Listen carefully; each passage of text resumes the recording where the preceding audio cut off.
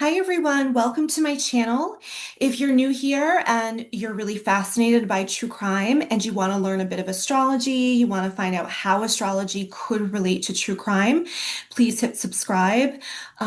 Today I'm going to be going over what was going on in the transits for Nancy Guthrie at the time of her disappearance.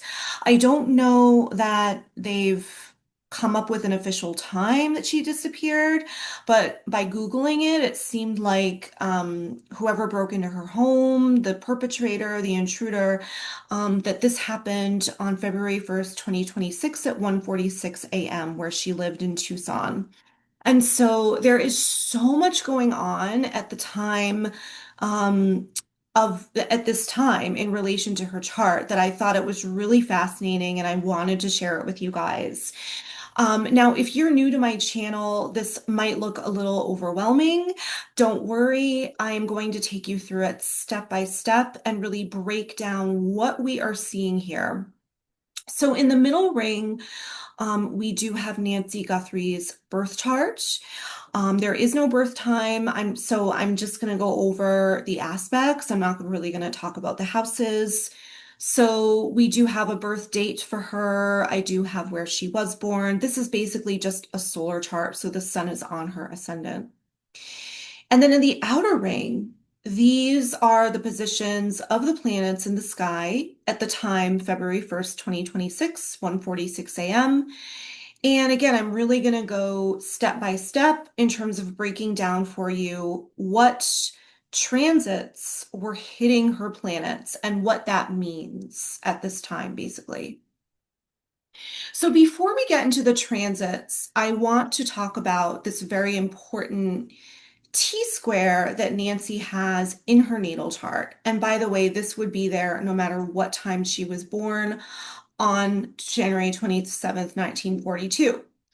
So her sun is at 6 degrees of Aquarius, and this is making an opposition to Pluto at 4 degrees of Leo.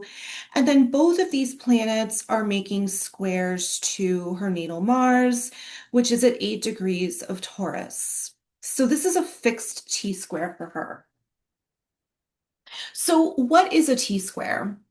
A T-square can be a very challenging configuration in a natal chart that involves an opposition between two planets, in this case involving Pluto and the Sun. And then they are both making squares to Mars. So it always looks like this sideways triangle. So Mars is at the apex. So this is where the energy or the achievement takes place. A T-square is also called an achievement triangle because there's so much energy that gets funneled through to this apex here. With a fixed T-square, and it's fixed because the energy is all in signs that are fixed. So Aquarius is fixed air, Taurus is fixed earth, and Leo is fixed fire. So with a fixed T-square, this is someone who may be more focused on keeping things as is. They may not really want to disrupt the status quo. It's kind of like, if it ain't broke, don't fix it. They do not really want to change or break old habits or patterns. So they may tend to hold on to problems and frustrations for a long time. So I'm going to give a real life example of how this type of a T-square may play out, just to really help you guys understand what this means. So let's say, Nancy, let's pretend she's at work and her boss is Pluto in Leo. So her boss is someone who has this very strong egotistical personality. And they start making decisions or demands that she believes are unethical. So, Sun in Aquarius tends to be particularly concerned with principles and the rights of others. So, because this is an opposition, it's as though Nancy represents one political party that's on one side of the fence, and her boss represents this completely different party on the opposite side of the fence. They're on totally different opposite sides. There's a polarity here. And this would mean that Nancy, if she is the sun, is left feeling controlled and overshadowed by her boss, she would perceive that she's the victim in this relationship. And then how she's going to solve this dilemma is going to come down to her Mars, because again, Mars is the focal point of the T square. Now, because her Mars is in Taurus, she may not do much at first. I predict she could store the anger or the resentment for a long time. So this could show up as someone kind of like gritting their teeth, but showing up to work day after day, just determined to get through it. But one day a line is crossed and she feels forced to make a decision. So she may decide to push back or she may decide to quit. So that's the energy of the T square playing out. She feels the opposition and she chooses to deal with it and solve the problem, Mars and Taurus, by swallowing the anger, enduring it for a long time, and then at some point making that decision to take some sort of action, some sort of change. Now, when someone has Sun opposing Pluto in general, this is a pretty tough aspect. So they may either feel like they are constantly the victim and they are drawing people in who are like out to get them in some way. They may have a pattern of feeling unsafe around others, or they tend to draw in dangerous types of people, or they could become Pluto, where they seek to control or perhaps destroy someone else so that they do not get destroyed in the process. Now, she happens to also have Pluto conjunct Chiron, which is also opposing her sun. And Chiron is the wounded healer. This shows us where in our past we've been wounded, where we have the potential to help others. So, Pluto conjunct Chiron in a natal chart, in a nutshell, would tell me that this could be somebody who had an intense childhood. They may have felt unsafe or like there was this intense level of psychological control or intensity between her parents, perhaps, or in the home. These are all possibilities. I'd really have to sit down with her and ask these questions to find out, what the details are. But in general, this is like a, kind of the broad strokes, if you will. So if you have Pluto conjunct Chiron, you're not doomed. I mean, people with this aspect can go on to become particularly good in terms of sitting with dark material, helping people out in times of crisis. On the other hand, if the energy is not used effectively, someone could really replay power struggles and really become magnetized towards individuals who seek to control or possibly harm them in some way. Now, being that she has Pluto conjunct Chiron and the Pluto is opposing her sun, this makes me start to question whether the person who took her or possibly abducted her is someone she knew. Um, so whether this is someone from her past who reappeared in some way. There's a couple of other things going on that make me question that too, that I'll get to, but this is one of them. Because again, this is someone who has been through this before. They may very well attract people in their life where they have to somehow learn to take their power back. She may, enter relationships that become psychological battlegrounds. And again, with the T square to Mars and Taurus, I get the sense that she may really take it and take it and take it until she really can't any longer. Something has to give.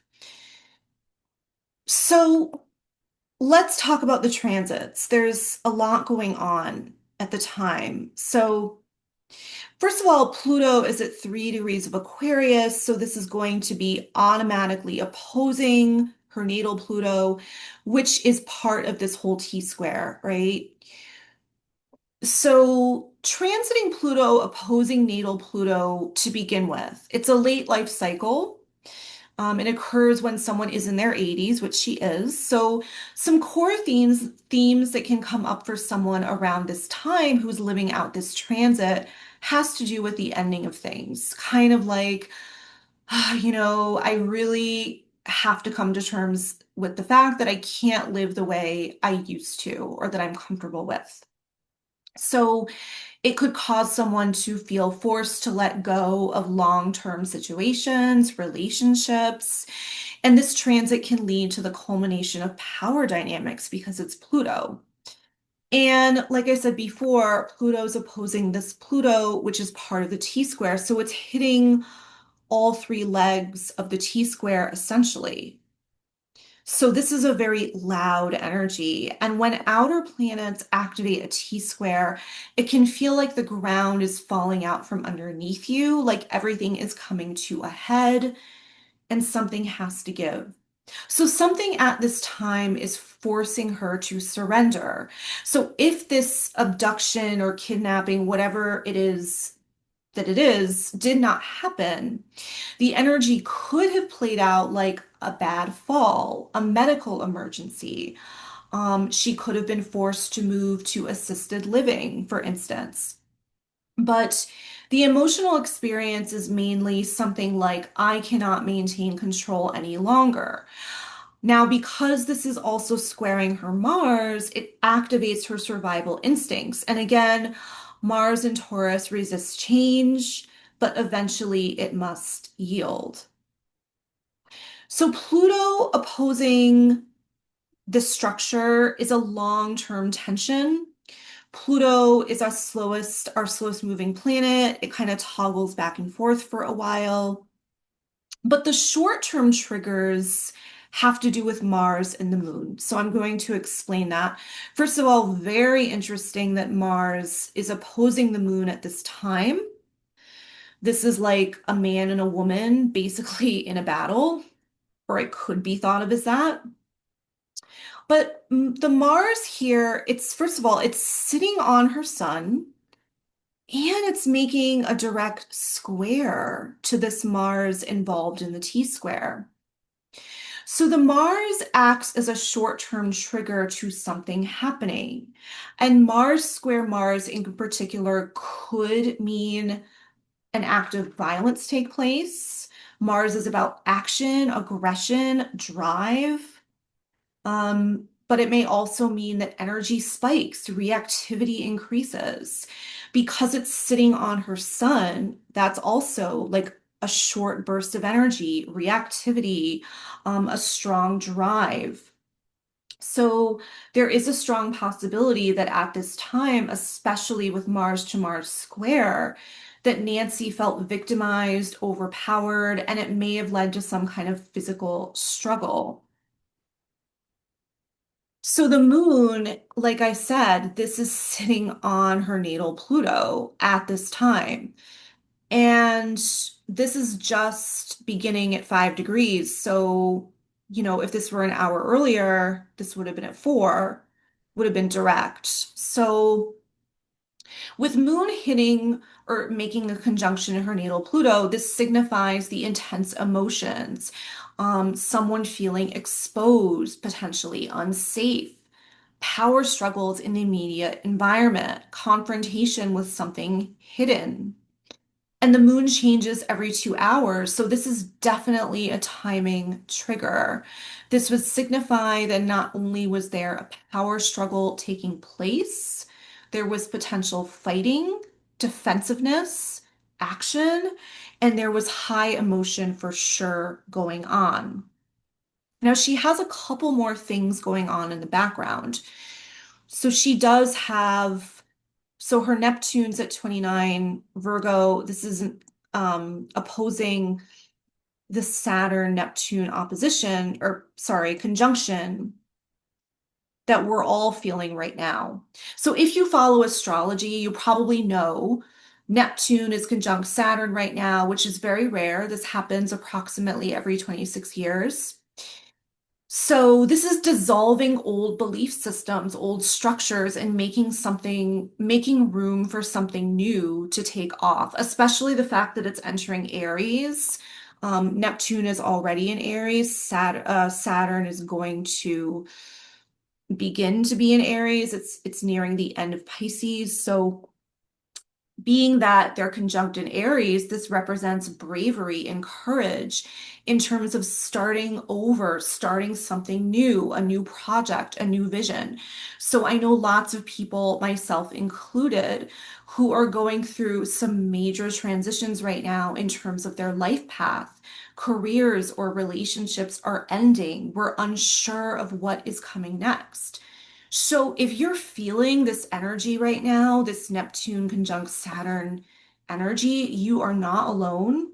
And if you want to know how to use the energy in your chart towards trying to figure out how to navigate this time of uncertainty and turbulence, let me know. Click on my link in my description where you can contact me for a reading. I'm happy to meet with you.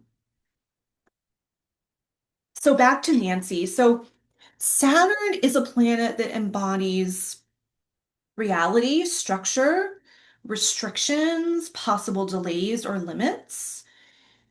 And then Neptune symbolizes illusion, fog, ideas or visions that may be unclear. Neptune also represents our fantasies or our fears, what we project onto people or onto situations. And so, what happens when we have Saturn opposing Neptune? To me, this means there's really kind of a forced confrontation with reality. And it's possible that, in a sense, a fog could be lifted, something could be revealed. A situation or person we perceive to be one way shows us that we were deceived. There could be something or someone we realize is not quite what it seemed. And Neptune opposing her Neptune could be like a spiritual breakthrough. She may be seeing things very clearly for the first time. Whatever illusion she had is breaking. So, again, all this makes me question whether she knew or had some type of familiarity with this person that came in to take her away. Either she knew them or they represented some kind of familiar pattern to her of type of person she has known in the past. Now, she also has Uranus on her Uranus, so she's experiencing her Uranus return. And this is kind of similar to everything I just talked about. This is like, she's confronting what are the truths about herself? What does she really believe? How does she want to live her life authentically? This could mean sudden disruption, sudden change, sudden kind of rebellion from constraints or from the way she was living her life. So that is interesting. So putting all this information together, because Saturn is a fairly long transit, so is Pluto, so is Uranus. We have the possibility that she is forced to confront survival instincts and power imbalances, as well as confronting reality or the truth that something or someone is not who she thought they were. But the moon and Mars are what really culminate in this event happening for her, I think, and bringing all this energy to a head. So think of transiting Saturn, Pluto, and Uranus as like the bass notes of an orchestra. They are the deeper, more grounding background instruments like the double basses or percussion. They're strong, they're heavy, but they're more so in the background. And then Mars and the moon here represent what's urgently happening in the moment to make things feel more alive. So the high-pitched violins or trumpets, for instance. So that is how I would really describe all this energy going on at this time for her. Now, another question I have, and this relates again back to the question of familiarity, whether this was someone she knew from her past. The nodes are barely missing her nodes. So if you see here, the south node or the north node, I'm sorry, At the time, it's at 9 degrees of Pisces. Her south node's at 14 degrees of Pisces. Transiting south node is at 9 degrees of Virgo. Her north node's at 14 Virgo. So this is also making me question the possibility that someone may have come into her life when South Node was hitting her North Node more directly, which would have been around November or December.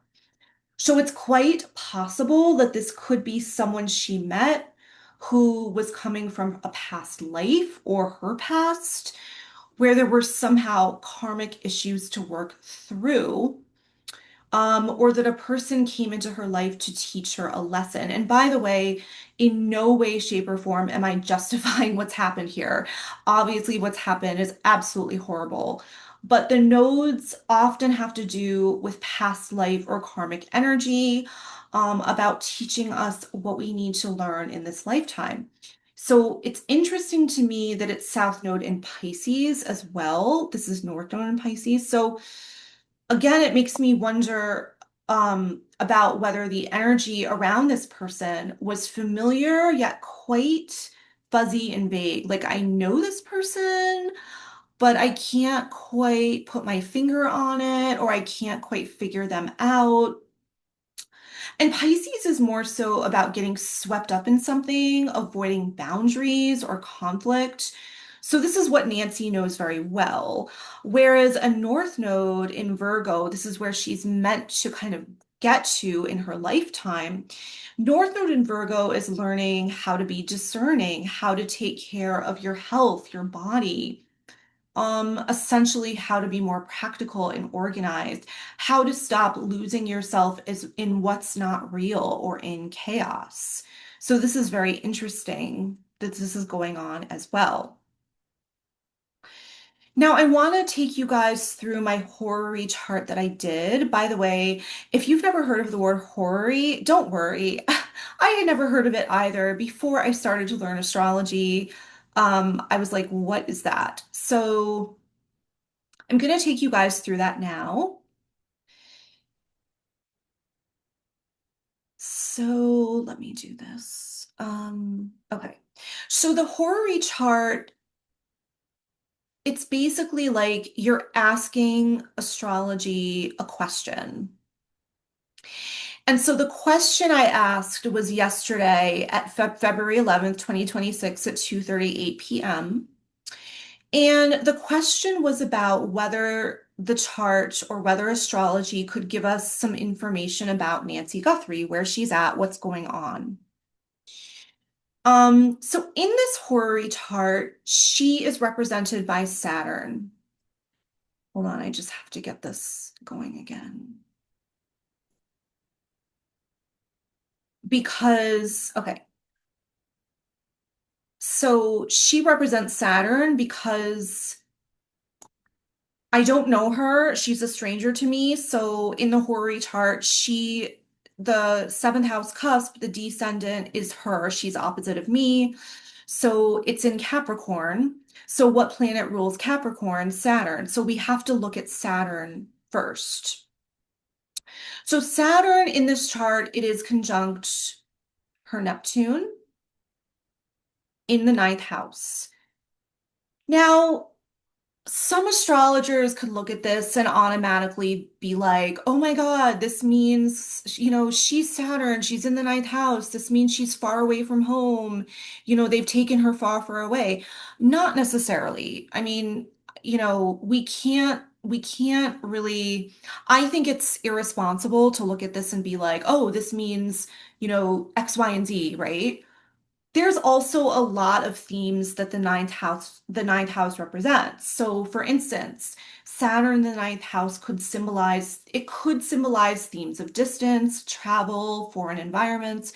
It could also represent legal matters. Maybe there's something that has to do with something legal going on, situations connected to her belief system. It does not confirm literal travel, but it does suggest. Perhaps her circumstances could involve distance.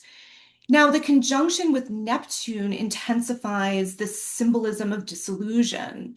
So she might be confused. The world is confused. I know that from the little research I've done, and I don't know much about her. I don't know much about what's going on, but I know that there's like ransom letters and people are, they're debunking them. I guess something was sent to TMZ today. So people are thinking it's a fraud, but they have to still be looked into. So there's a lot of fog surrounding this whole thing. And I think this is what this means. This is all very unclear. There's a lack of visibility. Where is she? No one has any clue.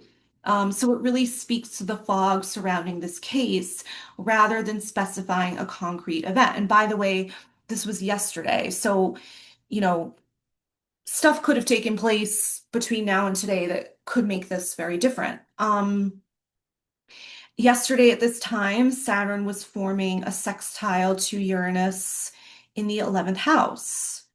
So Uranus symbolizes sudden change or disruption, and the 11th house relates to networks, communities, or social environments. So this configuration could suggest that her situation involves instability connected to broader social contact, groups, or unexpected developments within her network.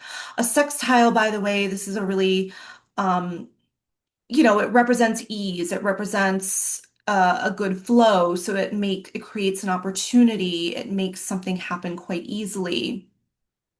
Um, so the moon is really not doing much. It's not making an aspect to her Saturn, which is her. There really is no connection between Saturn and the moon at this time. So there may not be an immediate resolution or movement. Again, things are unclear. Now, interestingly, I will say the moon represented me because I am Cancer in this chart. I'm the one asking the question. So I'm the moon at this time in Sagittarius in the sixth house, which I did think was really fitting because I was working on something that involved a lot of attention to detail, sixth house. The Sagittarius energy is quite curious energy. It's expansive. It wants to go deeper. And I'm seeking the truth and the meaning here. Coincidentally, I do also happen to have my natal moon in Sagittarius, but that's probably just a coincidence. So I'm also looking at the fourth house in this chart because the fourth house in Horary could represent the end of a situation or how the case is resolved. Now, being that the fourth house is ruled, it's ruled by Libra here, we are going to look for where Venus is placed because Venus rules Libra. To me, this is positive. Venus is in Pisces, it's exalted. However, it is placed in the eighth house, which is associated with fear, psychological intensity. Interestingly, the eighth house is also tied to other people's money, banking, institutions. So this placement suggests the possibility that the resolution of this case may be emotionally heavy, tied to intense information, connected to finances, financial institution. It does not confirm a specific event. I want to be very clear about that. But it does indicate that the outcome could carry emotional weight. So, taken together, the exaltation of Venus to me suggests some kind of strength in the resolution of this.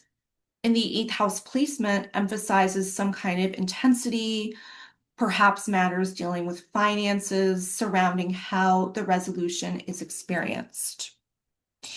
So let me know what you guys think of horary charts. Do you guys think they're bullshit? Do you think they're accurate? Do you use them? What do you think? Let me know. I'm curious to hear what you guys think about all this. What did you guys think of the transits going on at the time to her natal chart? Let me know your opinions, your feedback. I really love hearing from my audience and responding and having a dialogue. So please do chime in. Let me know what you think. Let me know if you have any questions. Thank you to everybody also that tuned into my Wade Wilson video yesterday. or the other day. And stay tuned because I think I'm going to be filming part two tomorrow. So stay tuned for that. I'm going to publish that on my channel. If you're into true crime and you're into astrology, please hit subscribe. And as always, thank you so much for watching.